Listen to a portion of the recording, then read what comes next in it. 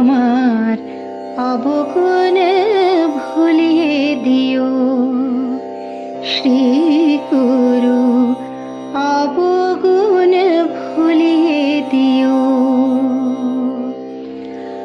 আমি শুধু তোমার, তুমিও আমার।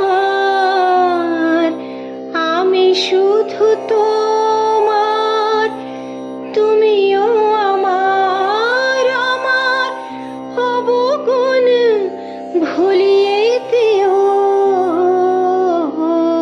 আমার অবগুণ ভুলিয়ে দিও শ্রী গুরু, অবগুণ ভুলিয়ে দিও।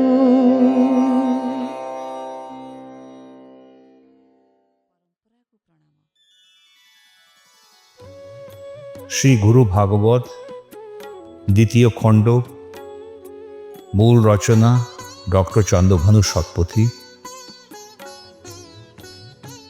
পর্ব 163। এই পর্বে আমরা আলোচনা করব শ্রী গুরু প্রভামণ্ডলে শিষ্যরা।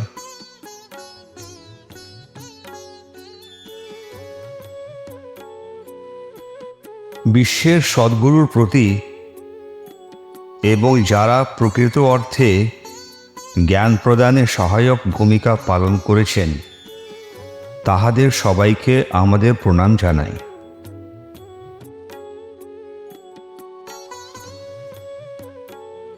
একজন শিষ্য যখন শ্রী গুরুর কাছে যায় তখন সে শ্রী গুরুর আধ্যাত্মিক আভায় বা প্রভামণ্ডলে প্রবেশ করে।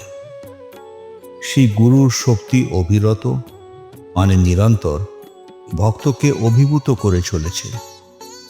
শ্রী গুরুর ঐশ্বরিক আভা ভক্তের হৃদয়কে স্পর্শ করে, তাকে আকুল করে। এই প্রভামণ্ডল ভক্তকে প্রভাবিত করে এবং শ্রী গুরুর প্রতি তার আনুগত্য জাগিয়ে তোলে। ভক্তের মন শ্রী গুরুর মূর্তিতে নিমগ্ন হয় এবং সে সর্বদা তাকে স্মরণ করে। এটি একটি অভ্যন্তরীণ সাহচর্য যেখানে তাদের উভয়ের মধ্যে আবেগের খেলা এবং পাল্টা খেলা চলে। একজনের মানসিক চিন্তার তরঙ্গ অন্যের মধ্যে আবেগ জাগিয়ে তোলে, যার অনুপস্থিতিতে ভক্তের মধ্যে শূন্যতার অনুভূতি তৈরি করে। শ্রী গুরুর রূপ তার মনে ভেসে ওঠে এবং শ্রী গুরুর মূর্তি তার চোখের সামনে ভেসে ওঠে।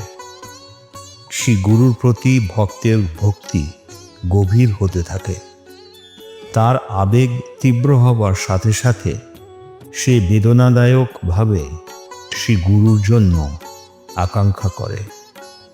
শ্রী গুরুর চরণে আমাদের সবাইকার সাষ্টাঙ্গ প্রণাম।